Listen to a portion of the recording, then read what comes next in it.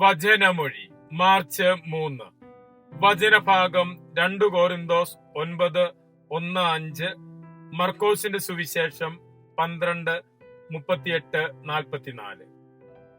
ഈശോയിൽ സ്നേഹമുള്ളവരെ, നോമ്പുകാലം ദാനധർമ്മത്തിന്റെയും ത്യാഗത്തിന്റെയും ഉപവാസത്തിന്റെയും ആത്മപരിശുദ്ധിയുടെയും ഒരു വിശിഷ്ട കാലമാണെന്ന് ഈ ആഴ്ച നാം ധ്യാനിക്കുന്നത്.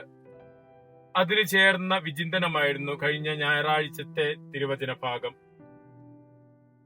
ഇന്നത്തെ വചനഭാഗങ്ങൾ നമ്മെ ദാനധർമ്മത്തിന്റെ യഥാർത്ഥ ആത്മാവിലേക്കാണ് നയിക്കുന്നത്. ദൈവത്തിന് പ്രിയമുള്ള ദാനം എന്താണ്, അതിന്റെ ഉള്ളിലുള്ള മനോഭാവം എന്തായിരിക്കണം എന്ന ചോദ്യങ്ങൾക്ക് ഇന്നത്തെ തിരുവചനങ്ങൾ വ്യക്തമായ ഉത്തരങ്ങൾ നൽകുന്നു. വിശുദ്ധ പൗലോസ്ലീഹ കോരിന്തോസിലെ സഭയ്ക്ക് എഴുതിയ 2-ാം ലേഖനത്തിൽ വിശ്വാസികളുടെ ദാനധർമ്മത്തെക്കുറിച്ച് സംസാരിക്കുന്നു. അവർ ഇതിനകം തന്നെ സഹായിക്കാൻ തയ്യാറാണെന്നും എന്നാൽ ആ സഹായം നിർബന്ധത്താൽ അല്ല, സ്വമേധയാ സ്നേഹപൂർവം ആയിരിക്കണമെന്നും സ്ലീഹ ഓർമ്മപ്പെടുത്തുന്നു. ദാനം ചെയ്യുമ്പോൾ അത് വെറും പുറമേയുള്ള പ്രവൃത്തിയായി മാത്രമാകരുത്, അത് ദൈവസ്നേഹത്തിൽ നിന്ന് വളരുന്ന ഒരു ആത്മീയ സമർപ്പണമായിരിക്കണം. ഇതിനോട് ചേർന്ന് മർക്കോസ് ലീഹായുടെ സുവിശേഷത്തിൽ നിന്ന് നാം ശ്രവിക്കുന്നു. ഈശോ ഫരീസയരുടെ കപടഭക്തിയെ വിമർശിക്കുകയും ദരിദ്രയായ വിധവയുടെ ദാനത്തെ പ്രശംസിക്കുകയും ചെയ്യുന്നു. സമ്പന്നർ അവിടെ സമൃദ്ധിയിൽ നിന്ന് കൊടുത്തപ്പോൾ ആ വിധവ തന്റെ കുറവിൽ നിന്നും എല്ലാം തന്നു.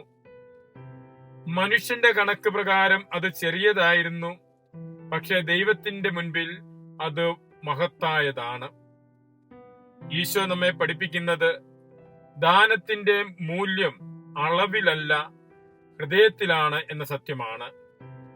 നമ്മൾ കൊടുക്കുന്നതിന്റെ അളവ് വലിയതോ ചെറുതോ ആയിരിക്കാം, എന്നാൽ അതിന്റെ പിന്നിലെ സ്നേഹവും വിശ്വാസവും തന്നെയാണ് ദൈവം കണക്കാക്കുന്നത്.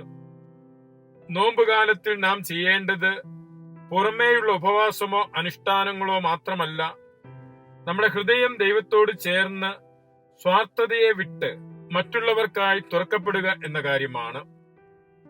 ദരിദ്ര വിധവയുടെ ദാനം നമ്മെ ചോദ്യം ചെയ്യുന്നു.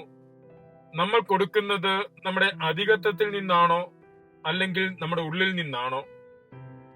സ്വാർത്ഥതയില്ലാതെ, ആരും കാണാതെ, പ്രതിഫലം പ്രതീക്ഷിക്കാതെ ദൈവസ്നേഹത്തിൽ നിന്ന് വളരുന്ന ഒരു ദാനജീവിതം നയിക്കുവാൻ നോമ്പുകാലം നമ്മെ ക്ഷണിക്കുന്നു. ഇങ്ങനെ ദാനം ചെയ്യുമ്പോൾ അത് വെറും ഒരു സഹായ പ്രവൃത്തി മാത്രമല്ല, ദൈവത്തോടുള്ള ഒരു വിശുദ്ധ ആരാധനയായി മാറും. നമ്മുടെ പ്രവർത്തനങ്ങളെ ആരാധനകളാക്കി മാറ്റുവാൻ നമുക്ക് പരിശ്രമിക്കാം. മിശിഹ നമ്മെ അനുഗ്രഹിക്കട്ടെ. ആമേൻ.